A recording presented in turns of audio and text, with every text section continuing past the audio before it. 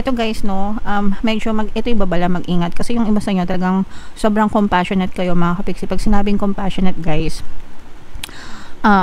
maunawain, maawain. And yung iba sa inyo naaabuso sa pagiging maawain nyo, ang nangyayari is niloloko kayo, no?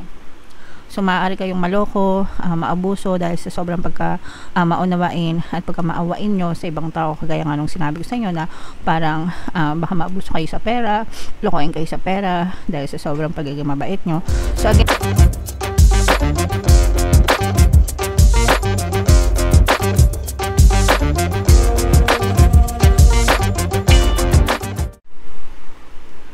hello guys, hello Aquarius, welcome back to Pinay Pixie Tarot. Ang pamagat ng episode natin for tonight is monthly horoscope para ngayong October para sa Aquarius, Sun, Moon, Rising sign and Venus. So, by the way, sa dulo pala ng video guys, magkakaroon tayo ng yes or no pick a card reading. Ito yung deck na gagamitin natin. Pwede kayo magtanong ng isang tanong answerable by yes or no, tapos titingnan natin yung sagot ng tarot sa inyo. So, sa dulo ng video yan guys, kaya make sure na panoorin nyo yung video hanggang sa dulo. So, yung first message para sa inyo guys, be assertive, no? Pag sinabing be assertive, magkaroon kayo ng kusa, matutong kumbaga mas maging matapang, mas maging agresibo, matutong mag-take ng initiative, matutong maghanap ng opportunity. Kumbaga hindi yung asa lang tayo ng asa lahat, kay universe mga kapiksi. Nasa Diyos ang awa, nasa tao ang gawa. Guys, dapat kumikilos din tayo sa ating physical reality, okay? So, yan yung first message para sa inyo, Aquarius. Another message, guys. Wow, so ito napakaganda nito. This is about recovery mga kapiksi. Ibig sabihin, nakabawi na kayo sa buhay nyo. Pwedeng sa buhay nyo, as in pangkabuhayan, ganyan, especially kung nagdanas kayo ng mga problema, pagsubok or challenges. Pwede rin sa kalusugan guys, no, kung kayo ay nagkasakit, ganyan. Ibig sabihin nito, unti-unti na kayong gumagaling sa mga sakit nyo. Pero syempre guys, pagdating sa health, no, palagi ko kayong sinasabihan na huwag pabayaan kumonsulta sa mga manggagamot dahil sila yung expert. By the way guys, sa mga nag-aalala sa akin kasi palagi ko inuubo, wag kayong mag-alala guys, kakapa-check up ko lang and nakuha ko na yung mga lab tests ko, no? So okay naman tayo mga kapiksi. And another meaning nito guys is kung kayo ay nagdanas din ng mga emotional pain, no, pwedeng unti-unti na rin kayong nakaka-recover dun sa mga stress and sa mga sugat ng inyong nakaraan. So take it how it resonates guys. Iba-iba kayo ng sitwasyon, so kung ano yung makaresonate sa inyo, take that message guys. And another message, Aquarius. Wow, so get more information guys, especially if meron kayong kailangang pagdesisyonan or actionan sa buhay nyo. Huwag kayong magpadalos-dalos, timbangan yung mabuti, yung mga pros and cons. Alamin nyo lahat ng details ng pinapasokan nyo mga kapiksi para makaiwas kayo sa mga scam or panloloko guys ng ibang tao mga kapiksi, okay? Alright, so comment down below if naka-resonate kayo sa mga messages mga kapiksi. Shuffle ko to guys, hanapin natin yung energy ng Aquarius. Ito guys pala recovery, i-mind nyo na to sa comment section. And habang sinashuffle ko to, panoorin nyo muna yung video natin regarding sa ating paano mag-manifest ng abundance video course. Kapiksi, sawa ka na ba sa mga struggles at hirap sa buhay mo? Masipag ka ba at masikap sa buhay ngunit hindi ka pa rin umaasenso? Ilang beses ka na bang nag-attempt mag-negosyo at mag-invest pero palagi ka pa rin nalulugi? Sa pagkakataon na ito ay maaaring may subconscious beliefs ka na nagiging balakid sa iyong pag-unlad at pagyaman. Introducing, paano mag-manifest ng abundance video course. Dito ay matututunan mong ma-overcome ang mga balakid mo para tuluyan ka ng umunlad, umasenso, sumagana, maging matagumpay, successful at maswerte sa iyong kabuhayan, pera, trabaho, negosyo, salapi at kaperahan ng bonggang-bongga.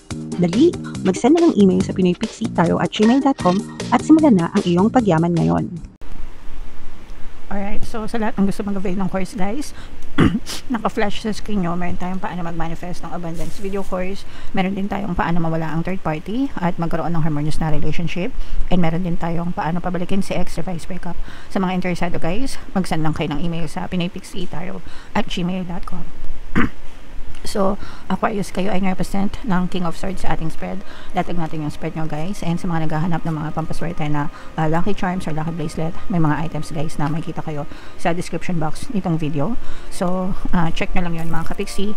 Ito yung mga sample guys. Ito yung aventurine, ito naman yung citrine. So, ito guys, this is both negative and positive. Sa negative guys, ito medyo magkakaroon kayo ng konting away. Susubukan yung inyong relationship. Not really sa romantic relationship, pero sa ibang tao. So, let's say for example, pwedeng kapatid mo, kaibigan mo, kamag-anak mo, or even yung mga kapitbahay nyo. Pero ang nakikita kasi natin dito guys is maaari kayo magkaroon ng conflict, especially pagdating sa pera. And maaaring masira yung relationship nyo nitong tao na to dahil sa pera. So, ito yung mga typical scenarios guys is kapag may nangutang sa'yo ng pera, especially mga kaibigan or kamag-anak, diba? Bait-baitan ang peg. Pero kapag sinisingilin mo na or kailangan mo na yung pera mo, doon na sila nagiging halimaw, no? So, yung mga mababait na kalapati, bigla nagiging halimaw kapag sinisingil mo na, no?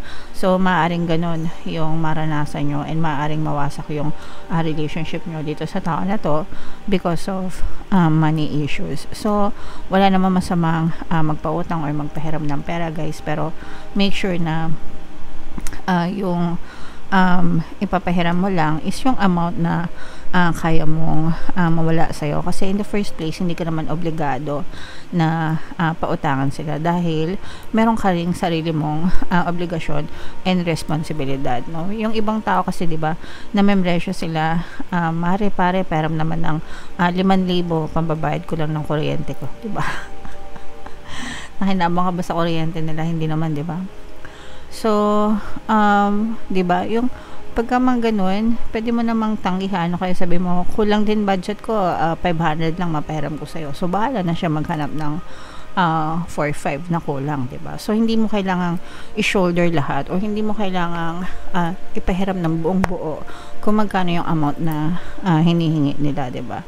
So, nagets nyo ba? At least yung 500, kapag hindi nila binalik, hindi sasama yung loob mo kumpara sa 5,000 na hindi nila maabalik kasi medyo malaki. Nagets nyo ba? Sana nagets nyo mga kapixie. Pero ang point is, mag-ingat kayo sa mga pinagkakatiwalaan nyo, especially pagdating sa pera, kasi minsan kayo pa yung magiging masama sa kanila. Meron ditong presence ng another earth sign, fire sign, Aries, Leo, Sagittarius. For some of you, maaring may fire element kayo sa inyong natal chart or you may be dealing with another fire signs. Ito naman, pagdating sa relationship na love and romantic relationship, dito naman talagang sobrang sweet, sobrang ganda, very harmonious yung relationship nyo mga kapixie. So, nakikita natin yung abundance of love and happiness sa inyo at saka yung communication nyo. Yung iba sa inyo guys, pwedeng nasa stage pa lang kayo na parang nililigawan kayo ng person nyo. Yung iba naman, kahit na matagal na kayong in a relationship ng person mo, yung person mo parang palagi ka pa rin nililigawan. Nagets nyo ba? Ibig sabihin, sweet pa rin kung ano siya before mo siya nakilala, ganun pa rin yung sweetness niya sa'yo, wala pa rin pinagkaiba. So, very blessed itong relationship na to, kaya i-mind nyo na to sa comment section. Kung kayo naman ay namang problema sa relationship or kahit wala kayong problema sa relationship guys, pwede nyo pakinggan yung mga relationship subliminals ko dito sa ating channel, pampabalisa, pampamiss, pampabaliw yan. Para talagang lalong maging matamis, no? Yung inyong pagmamahalan. And may mga mini success din kayo guys, no, na mga mini success, gusto kong tawagin to as mini success or mini manifestation, mga kapigsi. Pero ang nakikita kasi natin dito for some of you is maaring gradual na nag-improve yung mga sitwasyon nyo. Pag sinabing gradual, unti-unti, dahan-dahan, no? And ganoon naman yun when it comes to manifestation guys, unti-unti talaga yung progress nyan. So for some of you, pwede nyong ma-experience yan. So, i-mind nyo na yan guys, gradual improvement, gradual mga manifestation, itong mga harmonious relationship, excuse me, i-mind nyo na guys sa comment section. So, what else guys? Tingnan pa natin. Ito guys, nararamdaman natin na oops. So, mayroon ditong presence ng earth signs, Capricorn, Taurus, Virgo. Ito guys, no, medyo ito ibabala, mag-ingat. Kasi yung iba sa inyo, talagang sobrang compassionate kayo, mga kapiksi. Pag sinabing compassionate, guys, maunawain, maawain. And yung iba sa inyo naaabuso sa pagiging maawain nyo, ang nangyayari is niloloko kayo, no? So, maaari kayong maloko, maabuso dahil sa sobrang maunawain at pagka maawain nyo sa ibang tao, kagaya nga nung sinabi ko sa inyo na parang baka maabuso kayo sa pera, lokohin kayo sa pera dahil sa sobrang pagiging mabait nyo. So, again guys, no, para sa akin, okay lang magpahiram ng pera, mag-share ng blessings, pero dapat filter nyo rin and dapat nagkakaroon din kayo ng limitations or boundaries, kasi meron talagang mga taong ganito na sila na yung tinulungan mo, sila pa yung may ganang manloko and mga abuso. So ito yung kailangan nating pag-ingatan dito, na kailangan natin protektahan yung sarili natin against these people guys, okay?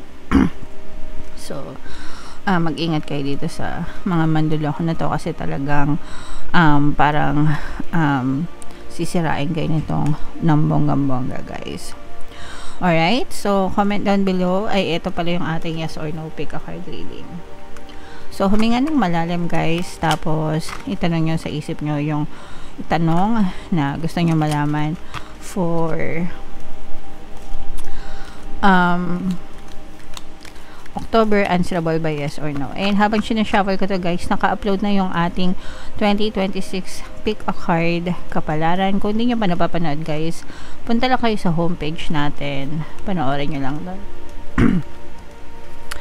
So huminga ng malalim guys, tapos itanong sa isip kung ano yung tanong na gusto nyong malaman, and pili kayo ng isang card.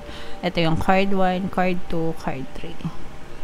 Kung card 1 ang napili nyo, ang sagot sa tanong nyo ay yes. Kung card 2 naman, ang sagot sa tanong nyo ay yes. And kung card 3 naman, ang sagot sa tanong nyo ay yes. So, puro yes naman to guys. Alright? So, comment down below if naka-resonate kayo. And, again, yung mga magaganda dito guys, i-mind nyo na sa comment section. Harmonious relationship, mini manifestation, yan. So, and for more tarot readings, ito yung 2026 kapalaran nyo, panoorin nyo na. Ito naman yung ating success stories ng paano mag-manifest ng abundance video course. Thank you for liking, sharing, and subscribing guys. See you next time. I love you all. Have a nice day. Bye-bye.